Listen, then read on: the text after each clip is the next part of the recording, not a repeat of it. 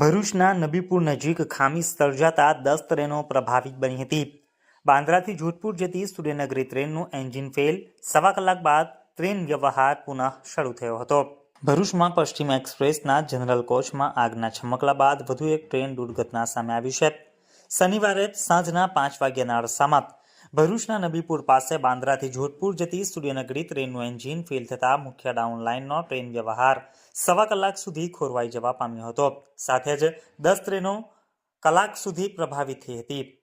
એન્જિનમાં વીજ પ્રવાહ બંધ થઈ જવાના કારણે ટ્રેન નબીપુર પાસે થંભી ગઈ હતી।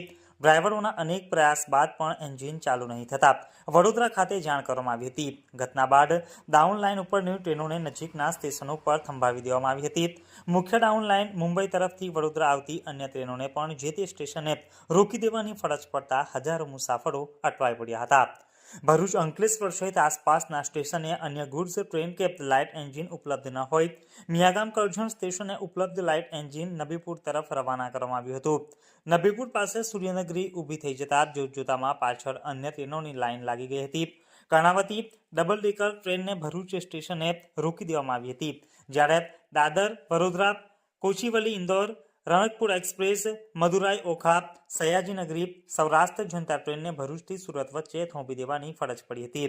સૂર્યનગરીનું એન્જિન બગડતા 10 જેટલી ટ્રેનોને અસર પહોંચી હતી। સવા કલાક બાદ ટ્રેન વ્યવહાર રાબેતા મુજબ થયો હતો।